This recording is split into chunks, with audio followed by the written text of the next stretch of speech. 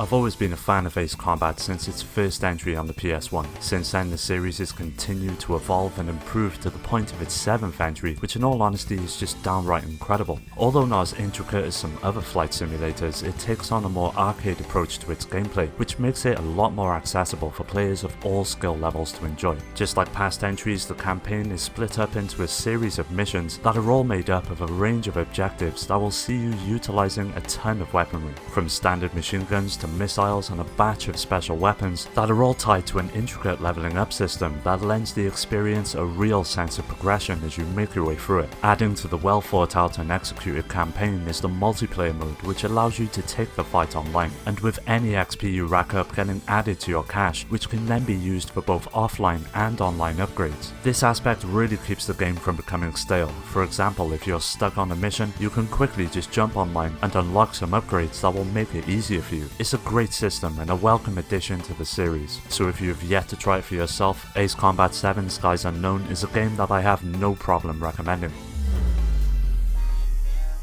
The Tekken series is arguably one of the best fighting game franchises out there, and with the entry making an appearance on the PSP, it was possible to take the compelling stories, tight gameplay and impressive visuals on the go. It's essentially a port of Tekken 5 that manages to add in a few extra features and characters that make it one of the best ways to experience this entry in the series. Although at times the awkward D-pad on the PSP can make pulling off some of the more intricate moves a little bit tricky, you'll soon get used to it and be taking down enemies in style. One of the main aspects that has to be commended though are the visuals. They are a real showcase for what the PSP can do when in the hands of the right developers, with each character, location and move coming to life in a way that had never been seen up until that point on a handheld device. Tekken Dark Resurrection is the perfect example of a great PSP fighting game, with its short loading times, amazing visuals, very tight gameplay and interesting story. It all comes together to make one of the strongest entries so far, so go and pick it up as well and get ready for the King of the Iron Fist tournament right in the palm of your hands.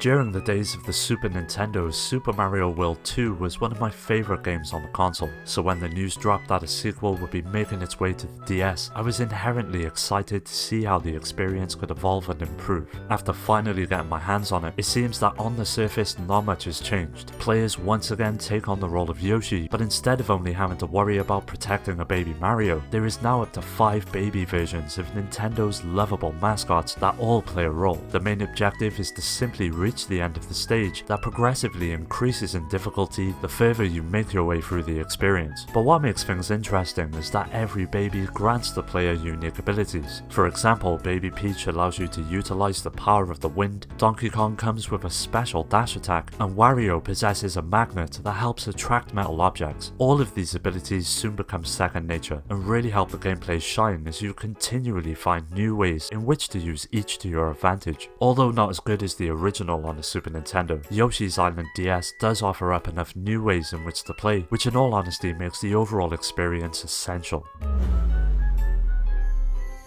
When the first No Kuni game released back in 2013 for the PlayStation 3, much was made of its aesthetics and music, with cartoon-like visuals inspired by and contributed by the legendary Studio Ghibli. Graphically, much has been improved in No Kuni 2, as is to be expected on the better hardware. The characters are nicely designed, and the major towns are a sight to behold. However, the various optional dungeons where you will spend a lot of your time doing side activities are very bland and repetitive, but this doesn't take away from what the game gets right. Mainly its gameplay. There are a handful of new systems to get to grips with, first being the combat, which in the original game was based around finding and collecting monsters known as familiars, which could be upgraded with various pieces of equipment to supplement the main character's abilities. In the sequel, much of this strategy is being removed, and instead you have a much more action-based system. As such, the party members now have specific melee and ranged weapons and deal in combat directly, but one of the biggest inclusions is the concept of kingdom building, which soon becomes the main focus of the game.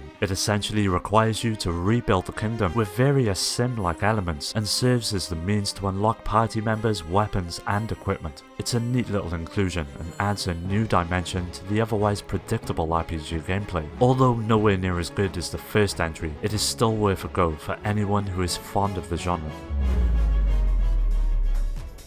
Virtua Tennis 3 is an arcade pick-up-and-play sports title that players of all ages will be able to have fun with. It mainly centers around creating a character and over the course of several matches having the ability to hone your skills and ultimately create a name for yourself on the court. Visually, everything is presented in a vibrant and playful manner that lends the experience an exuberant feeling that will go a long way in keeping you engaged. Gameplay-wise, it's incredibly simple. As I mentioned, players of all ages will find something to love here, with the simple setup being central. You can lob, slice and spike the ball into the opposing side of the court with ease, and with the generous amount of modes to take part in, there's never a dull moment. From World Tour to simple exhibition matches and minigames, there is plenty of content that elevates the replayability, but the World Tour is where you'll find yourself spending most of your time. It takes on a few RPG elements of sorts and allows you to increase individual stats of your player over the course of time. New outfits, rackets and sneakers all make the cut as well, and are dealt out at a generous pace, so you'll always feel like you're achieving something. If you're a fan of the sport and have a PSP, Virtua Tennis 3 is a no-brainer.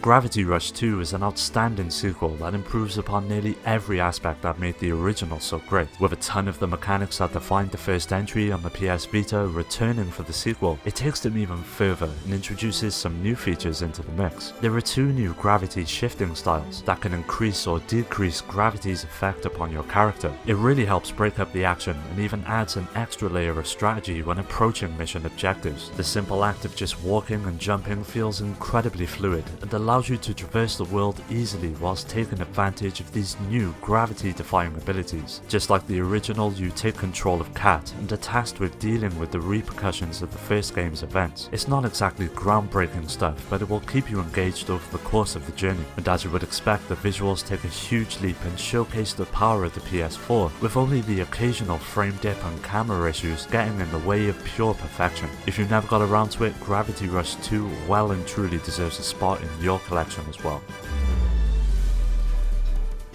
Pokemon Link is a puzzle game that at first can come across as a simple Puyo clone. It sees you having to line up 4 of the same Pokemon on the bottom screen, which causes them to link or disappear from the playing field. During the next few seconds, if you get another link, either of 4 or 3 Pokemon, it can happen once again, which sees the screen turning green and any groups of 2 or more vanish in little poofs of lights and stars. The more times you manage to repeat this process, the higher the score you'll be able to rack up. Now there's several modes to get stuck into. You have the main campaign where the real meat and potatoes of the experience lie, or you have endless battle and the multiplayer mode after completing everything offered in the main attraction. While Pokemon Link does have some flaws, it is a great puzzle game and a fun way to pass some time. If you don't have it, you might want to think about picking it up, and you never know, you might get hooked just like I did.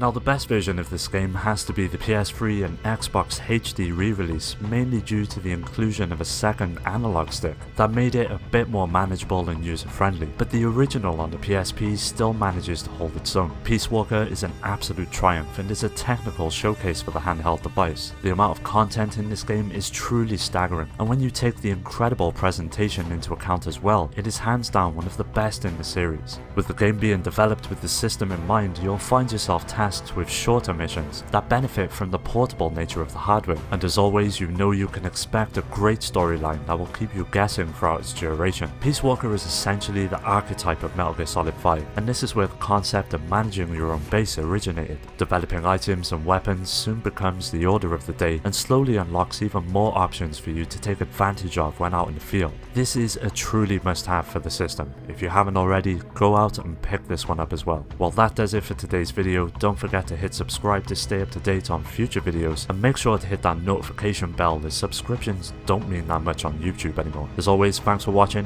and I'll see you next time.